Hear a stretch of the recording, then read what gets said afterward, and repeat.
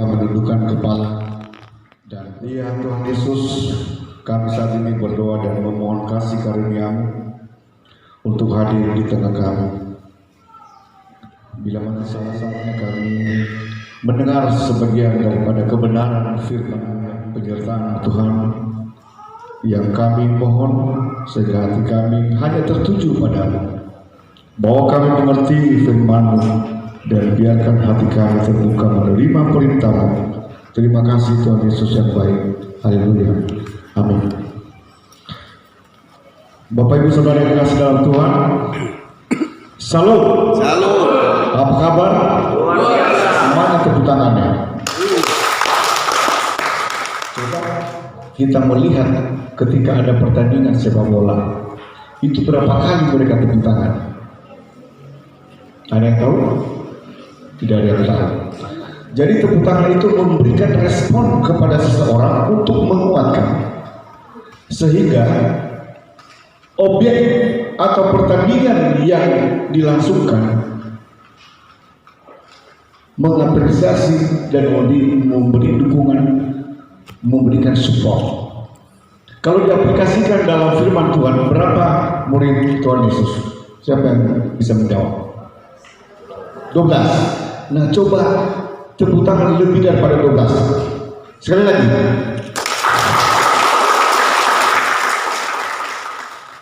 Ucapan terima kasih yang tak terhingga kesempatan yang diberikan kepada saya untuk sama-sama belajar dengan firman Tuhan pada kesempatan hari ini.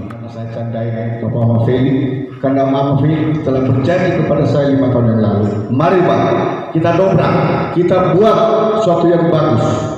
Saya dalam kesempatan ini juga bermohon maaf dan kerendahan hati, saya hanya mengingatkan waktu itu bahwa ketika ada berjalan sendiri dan ketika ada pertemuan-pertemuan rapat, saya tidak ada di dalam situ, maka saya tidak bisa berbuat apa. Kalau kehadiran saya pada saat rapat waktu itu, anggap saya setan pada saat itu. Anggap saya setan. Saya tidak punya kepentingan dengan Bapak Mafeli. Saya tidak punya kepentingan dengan saudara saya yang notabene saya mengatakan waktu itu adalah ini komitmen kami sebagai seorang prajurit sekalipun saya sudah pensiun. Tetapi luapan hati saya yang membuat saya kecewa, saya bilang biar bubar kalian, biar bubar kalian. Tapi puji Tuhan, ternyata ada hikmahnya. Sekalipun sampai nanti saya menutup mata mungkin suatu cerita bahwa ada seorang mantan polisi dalam rapat yang terhormat datang tanpa diundang membuat keributan. Saya terima.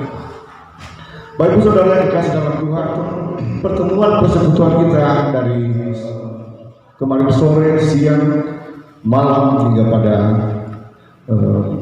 pagi siang hari ini tentu ada sesuatu maksud dan tujuan kita. Dan pertiba pada saat ini kita telah menaikkan pujian ucapan syukur kepada Tuhan dalam bentuk nyanyian dan doa. Dan pada saat ini kita mendengarkan firman Tuhan. Pertanyaan saya, buat apa? Tapi saya mengingatkan karena kita ini adalah sudah mengaku dan bukan dibuktikan dengan KTP kita bahwa kita orang Kristen, tetapi sudah kita komitmen. Kadang-kala dan mungkin juga saya berkeras hati dalam mempertahankan bahwa buat apa beribadah, buat apa bersekutu dengan satu sama seiman. Tapi ingat Bapak Ibu Saudara, ketika kita menghadapi ujian kehidupan, tadi saudara kita Bapak Agung sudah bersaksi dan Ina Felix sudah bersaksi. Apakah ketika menghadapi ujian kehidupan itu baru kita rajin berdoa? Kadang-kadang begitu. Mungkin tidak semesti apa yang tertera di dalam firman Tuhan yang mengatakan bersyukurlah dalam segala hal. Mungkin dalam hal-hal yang kita mendapatkan suatu berkat, kita bersyukur, kita mengadakan ucapan syukur, kita nyanyi-nyanyi, lewat larut tengah malam, kita minum-minum. Mungkin itu karena sudah membudaya wabil khusus kita orang Sumatera dan Nias pada khususnya. Oleh karena itu, yang saya ingatkan pada siang hari ini adalah ketika kita sudah mengambil komitmen bahwa Yesus adalah Tuhan dan Juru Selamat, Tritunggal, Allah Bapa, Anak, dan Roh Kudus, sehingga kita ada persekutuan. Ketika kita diawali dari rumah tangga kita sendiri, ada persekutuan, ya, berdoa. Dalam komunitas kita, dalam sektor kita sebagai jemaat BNKB Bogor dan saudara saya di etis di komunitas yang lain sama halnya juga. Artinya ada kerinduan mendengar firman Tuhan. Karena kita sudah mengambil komitmen percaya kepada Yesus yang telah memberikan janji keselamatan, dan tiada Tuhan selain daripada. Nah, saudaraku yang kekasih dalam Tuhan, saya cuma mengangkat satu renungan. Saya coba menyampaikan kepada kita semua apa yang tertarik dengan perkumpulan kita Hasambuah. Saya mau ingatkan, mobil khusus kita ini dari Nias, yang orang tua kita mengatakan dulu,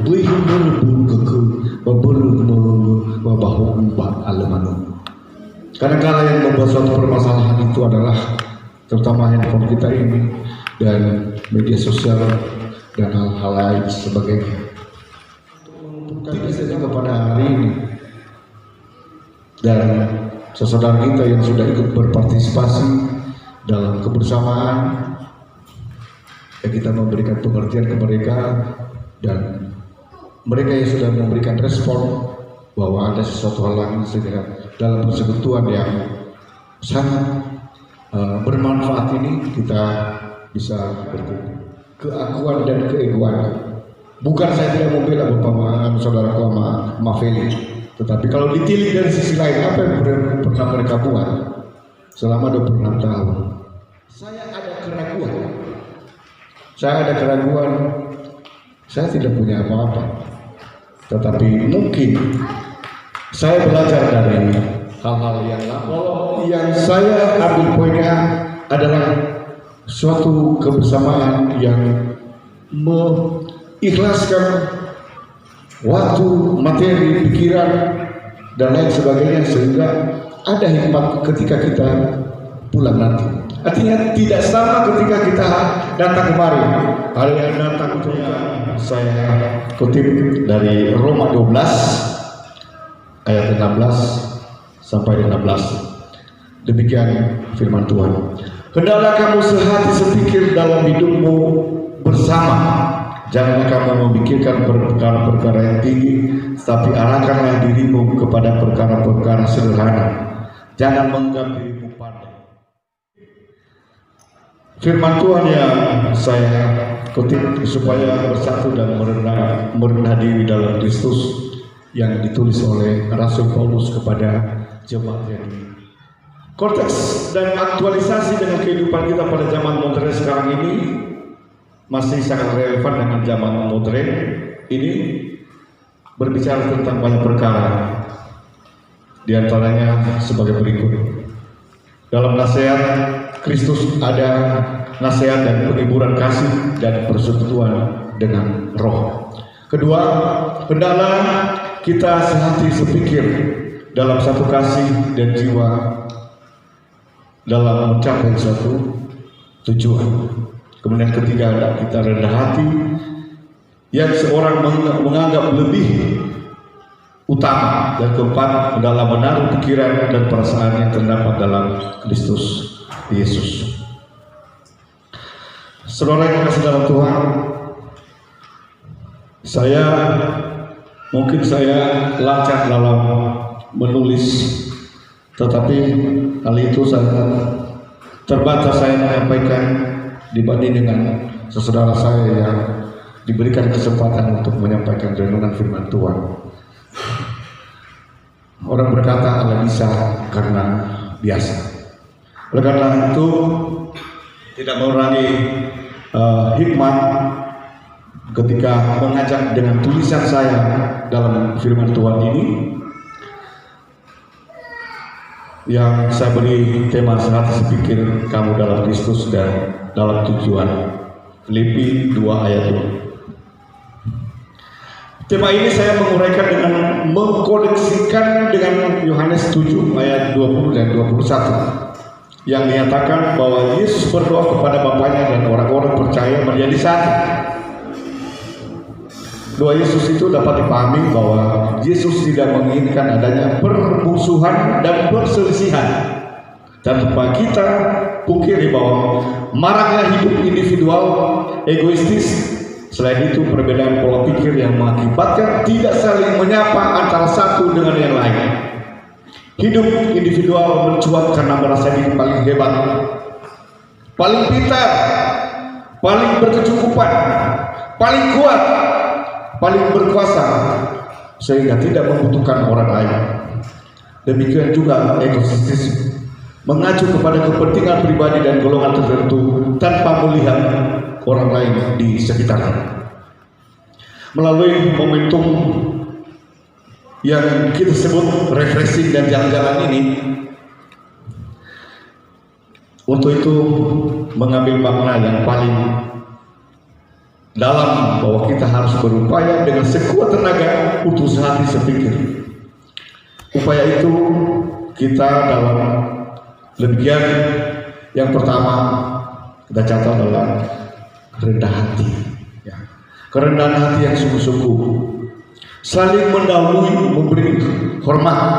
Nah, seperti Bapak Mafeli, bukan karena saya senior dia menghormat, tapi mungkin karena dia kalau ketika dia punya sombong dengan apa saya menghormat, Anda kan sudah pensiun.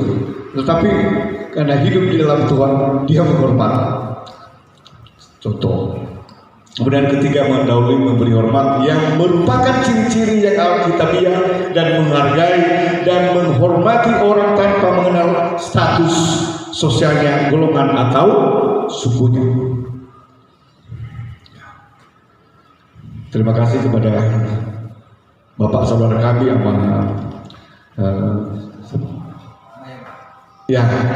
Mbak Eva ya. Jadi kalau kita orang Sumatera itu memang suaranya lantang dan tidak ada takutnya. Dan kebersamaan itu yang sudah kita awali, saudaraku, mari kita lanjutkan. Kemudian tidak mementingkan diri sendiri. Nah, upaya untuk tidak mementingkan diri sendiri merupakan strategis dalam menciptakan kesatuan dan kecocokan. Sebab jika terdapat ekosistem dalam persekutuan, itulah yang merusak persekutuan untuk tidak bertumbuh dan berkembang. Ambisi-ambisi tertentu supaya ada pengakuan, disanjung, dan lebih diprioritaskan, duduk di depan, dihormati. Nasihat Rasul Paulus kepada jemaat di Filipi pada nas ayat firman Tuhan yang telah saya baca, saya uraikan di atas, di rumah tangga kita masing-masing bisa sepikir. Kita awali dari rumah tangga kita sendiri, di tempat bekerja melaksanakan aktivitas, di gereja tempat kita bersekutu dengan sesama seiman, di organisasi, di sekolah sama anak-anakku, ya, sama anak-anak kami, di kampus bagi yang kuliah, bagi anak-anak kami yang masih pelajar dan mahasiswa, atau di tempat lain, karena itulah harapan Allah dalam kehidupan kita. Kita tidak boleh mencederai kesatuan, keharmonisan dan kebersamaan kita karena kepentingan diri sendiri. Apa yang sudah disepakati bersama harus dilaksanakan dengan baik. Apabila ada di antara kita ada yang bertikai, maka firman Tuhan mengingatkan kita agar segera berdamai dan akur kembali. Puji Tuhan, sudah ada titik terang, termasuk kalau nggak salah tadi malam Bapak Agung mengingatkan, sudahlah kita menahan diri untuk bermedia sosial dan bercanda guyon. Artinya ya kita memposisikan diri kita sebagai anak-anak Tuhan yang rendah hati. Kemudian Apabila di antara kita ada yang bertikai, maka firman Tuhan mengingatkan kita agar segera berdamai dan akur kembali. Hidup dan berkarya dengan sehati sepikir memang tidak mudah, karena memiliki pola pikir, sistem nilai, perasaan, keputusan, dan hal-hal lain yang berbeda. Namun bukan berarti tidak bisa jika ada ikhtiar dan etikat yang baik, seraya berserah pada pimpinan dan pertolongan Roh Kudus.